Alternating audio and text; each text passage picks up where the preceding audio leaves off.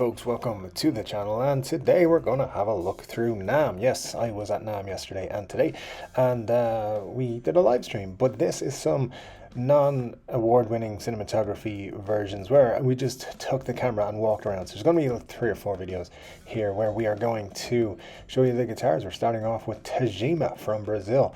These of course are all made in Brazil but assembled in the USA. Some very nice guitars indeed to check out from Tajima. The Namm show this year, of course, running in April. It's the first year it's been back really since the whole pandemic thing, so it's nice to see so many people there. Here are their series of nylon stringed guitars. These are very nice, and I'll show you the full collection here in just a sec. There you go.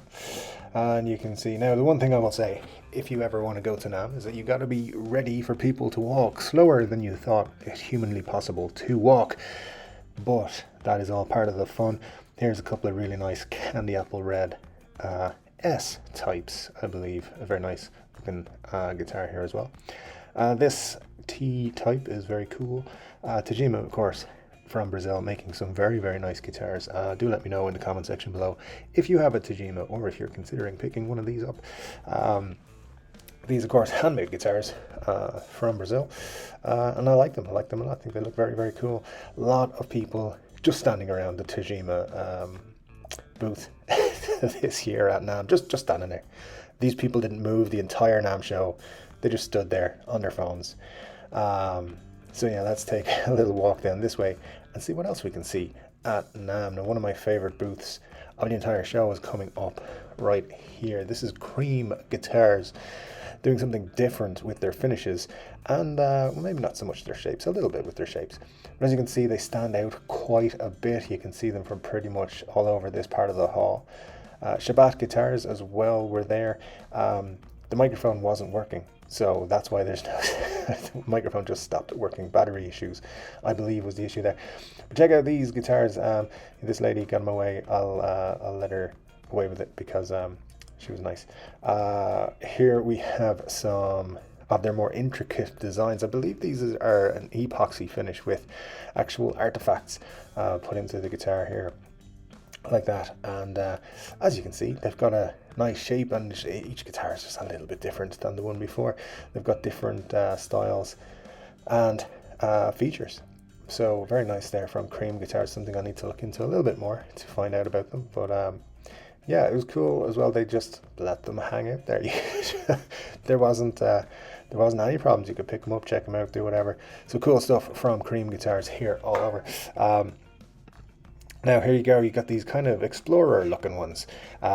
These are cool, and as you can see, they come in all kinds of sparkly finishes. All of these are sparkly finishes of different colors. You got the yellow, the blue, the red, and a pink. You got all kinds of sparkly colors here.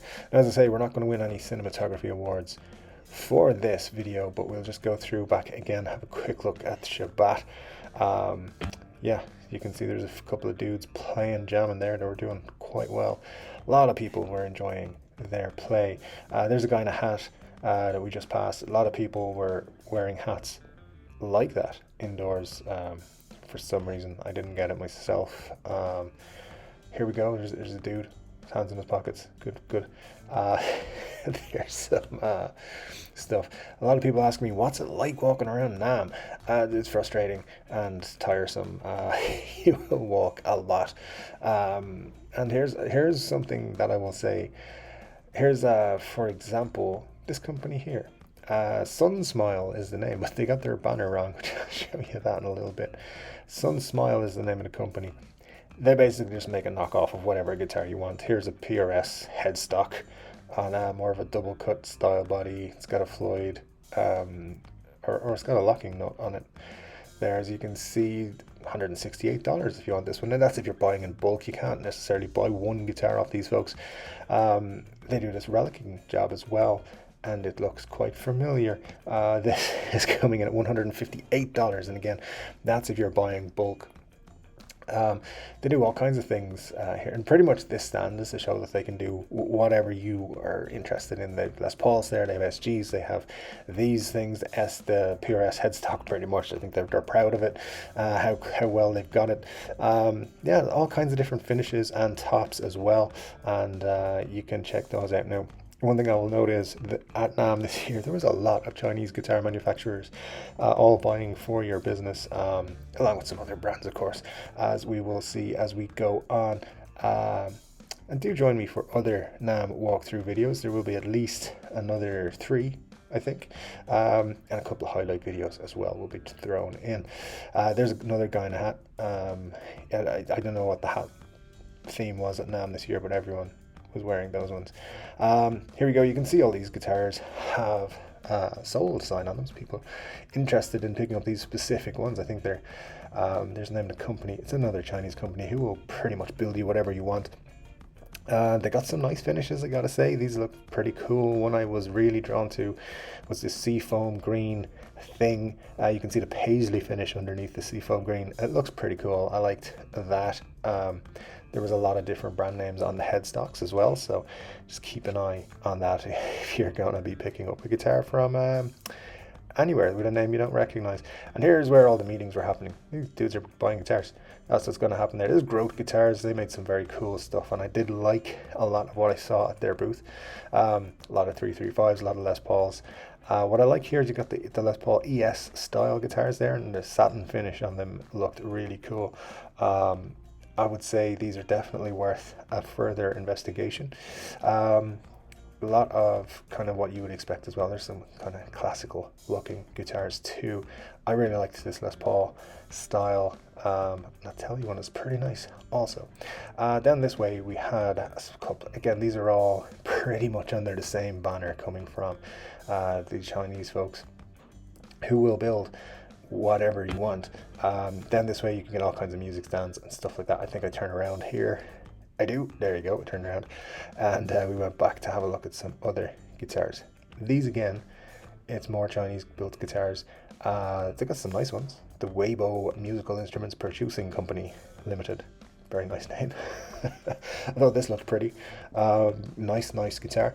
Didn't bother picking any of these up, by the way, to play them, because I feel like they're all going to play the same as any other Chinese built guitar with, let's just move on from there. This whole booth, by the way, just all the way around was all just, this whole area, I should say, was all just pretty much Chinese made guitars, and they will replicate pretty much anything for you. I know I've said that a few times now, but pretty much you get in contact with these companies, they'll make whatever you want. This obviously is a Les Paul. You want to get around the copywriting thing? Well, there's 3 knobs on it. Notice here it's got an interesting double color inlay on it as well. Here's the dude playing some drums. Some cool stuff at NAMM. Some very experimental stuff. One crowd wanted me to sign an NDA if they showed me their product. I told them it wasn't worth it. Anyway, here's the China Guizhou, or I can't speak Chinese, I don't know, company. Chinese lanterns up on this part of their stand. This is all the same company, both sides here, and as you can see, they pretty much have on display every type of guitar, all kinds of acoustics. One of their stands had an Acoustasonic at one point, like an Acoustasonic knockoff, and I think they had to remove it. It was there yesterday, it wasn't there today. And here's some more. This is again another, I think they're trying to build a brand here, and it's the same. Like, it's all copies, and this lady didn't want to be on film, so sorry about that. So we go around here. Dunnable Guitars is in front of us. I think we're going to end this portion of the video on Dunnable. So make sure you're subscribed to the channel to get part 2, where you'll see more of NAMM and what is on display there. You never know who you might pick up in the background. Also, Dunnable Guitar is pretty cool. I like the V bass that you're about to see here. Very cool, even if it is in silver burst. Anyway, people standing around getting in my way. That just happened all day, every day. Make sure you're subscribed if you want to catch part 2. It's already on Patreon, so make sure you check that out. The Patreon link is below, and you can join Patreon for free, which is great because it doesn't cost anything.